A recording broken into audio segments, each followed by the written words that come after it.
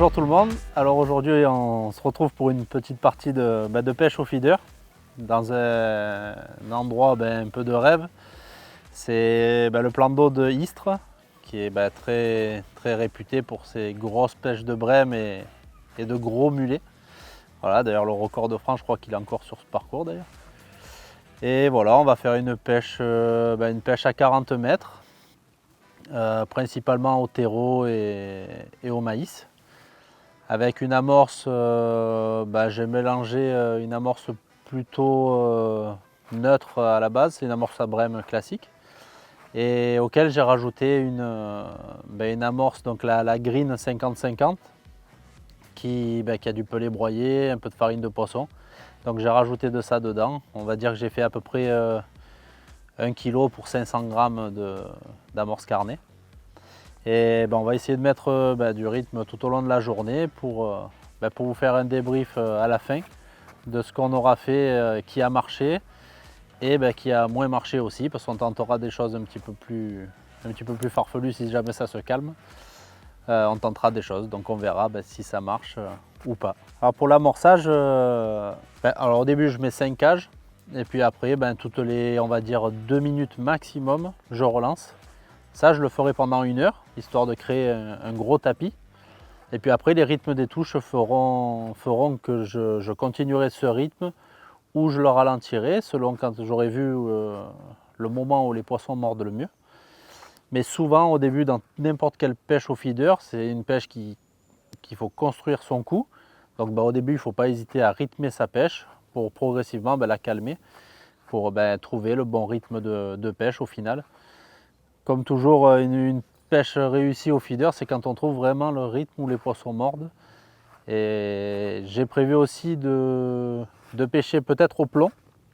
Donc si vraiment il y a beaucoup de poissons, j'essaierai de temps en temps de pêcher au plomb sur le tas, éviter de continuer à mettre de l'amorce pour essayer. Souvent c'est très bon quand il faut faire des aguichages, parce que le plomb glisse toujours mieux que la cage sur le fond.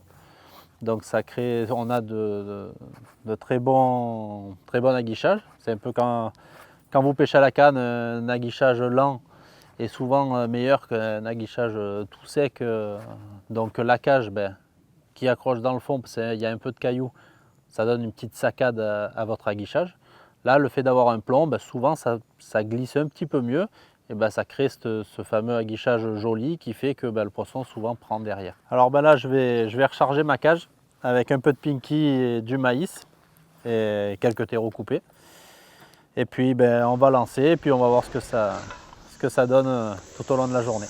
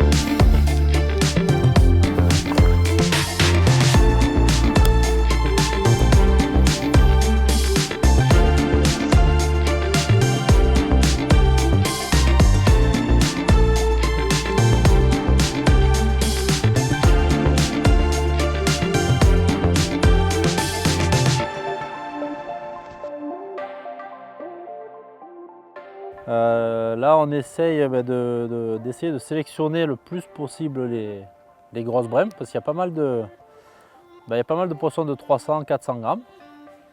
Et on essaye de prendre celles qui font entre 700 et 1 kg. Donc pour ça on est passé, là on est en train plutôt de miser sur le terreau, même à la pointe. Et pour l'instant on a des touches, donc on va espérer que ça continue. Alors j'ai aussi joué sur la cage. Donc j'ai pris une cage plutôt fermée et pour déposer les èches vraiment sur le fond et essayer d'en mettre le moins possible entre la couche d'eau. pour justement toujours le principe d'essayer de sélectionner le plus possible.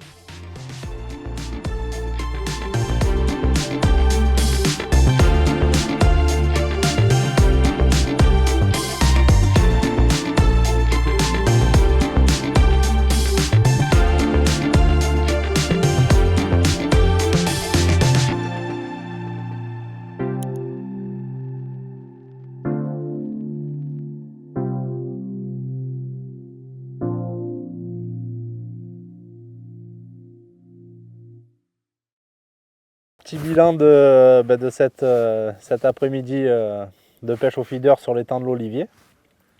Eh bien, on aura fait beaucoup de poissons, hein. On aura fait pas mal de grosses brèmes et beaucoup de petites. Donc ça, c'est plutôt une bonne nouvelle pour le plan d'eau.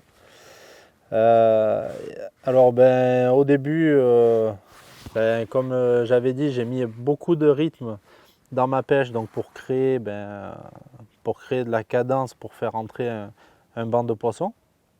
Donc là, j'ai pris pas mal de poissons, donc sur un montage à plat, par contre classique, montage à gros poissons, sans mini potence. Et donc beaucoup de touches. Pendant 1h30 à peu près, j'ai cadencé au rythme des touches. Et j'ai décidé en milieu de pêche d'essayer de partir au plomb. J'avais pas mal de touches, je me suis dit je vais peut-être essayer de sélectionner les plus beaux poissons en pêchant au plomb en arrêtant de mettre de la farine. C'est ce qui s'est passé, j'ai quand même fait 3 grosses brèmes coup sur coup. Par contre, du coup, derrière, ça m'a complètement éteint pendant au moins 20-25 minutes. J'ai plus vu une touche. Là, donc, j'ai décidé de repartir à la cage. Au début, j'avais une cage classique, donc j'ai remis mon amorce pour recréer cet appel de poissons. J'ai refait un peu des poissons, mais c'était quand même compliqué. Les poissons ne restaient pas, c'était des passages, c'était pas très régulier. Donc là, j'ai décidé, alors là, j'étais sur un bas de ligne de 50 cm, donc ça prenait bien, puis ça s'est durci. Donc je suis passé sur une cage, une window fermée, donc sans maille. Et là, j'ai rallongé mon bas de ligne à peu près 80 cm. J'ai réduit ma cage. J'ai mis un peu plus de pinky plutôt que des verres coupés. Et là, j'ai redéclenché des gros poissons. Et les plaquettes toujours présentes. Mais pas mal de beaux poissons sont venus prendre sur cette petite cage et ce bas de ligne un peu plus long. En affinant un petit peu. Au début, j'étais en 14 centièmes, je suis passé en 12 centièmes. Il y a eu un peu plus de touches. Alors, est-ce que ça a un lien? Je pense peut-être plus la longueur que le diamètre, mais bon, il s'avère qu'en rallongeant, j'ai affiné aussi mon bas de ligne. Donc ça, on ne saura pas si c'est réellement le diamètre de fil ou la longueur du bas de ligne. Tout au long de la pêche, il a fallu s'adapter à l'humeur du poisson.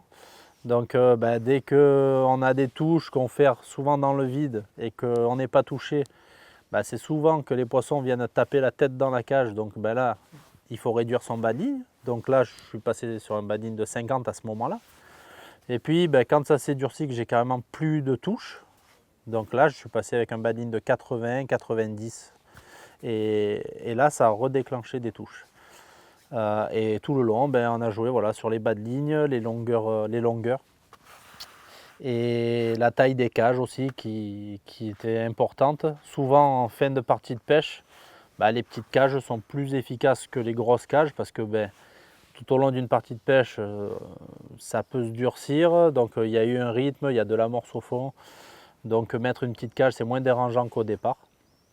Et vraiment créer du rythme. Et sur la fin, sur la dernière demi-heure, c'était vraiment un poisson à la minute qui touchait, quoi. Ça touchait l'eau, ça partait. Donc le fait d'avoir cette grosse cadence de lancer fait qu'une petite cage n'est vraiment pas dérangeant, au contraire.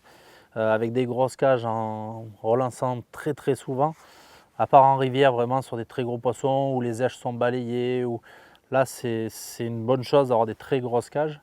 Là on est dans un étang, un peu en début de saison. Donc ce qu'on met en principe ça reste, même s'il y a énormément de poissons, en cadençant toutes les minutes, il y a toujours à manger au fond. Et voilà, donc on s'est adapté tout le long pour faire plein de poissons, on s'est amusé. Alors pour cette pêche, j'ai utilisé principalement 3 cages, donc des windows fermés, donc de différents volumes, donc le petit, le gros. Donc le gros c'était vraiment pour le départ pour descendre énormément d'èches. Après j'ai aussi utilisé un ex-mesh grillage pour créer de l'activité, pour mettre un peu de la particule un peu dans toutes les couches d'eau. Et après j'ai recentré mes poissons quand ça s'est compliqué avec des petits windows. Donc là voilà, ces petits windows tout fermés. Et c'est là que j'ai mis les pinkies, les terreaux coupés avec mon bas de ligne long. Et ça m'a permis de reprendre des poissons en cadençant toutes les minutes. Voilà, et ça a créé des touches.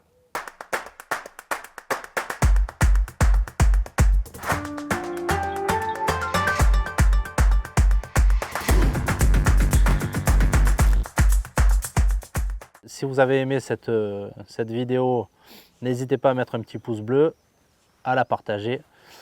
Et je vous invite à aimer aussi notre page Preston Innovation pour suivre toute l'actualité de tous nos consultants. Vous apprendrez plein de choses. Et moi je vous dis à bientôt pour de nouvelles aventures pêche. À bientôt.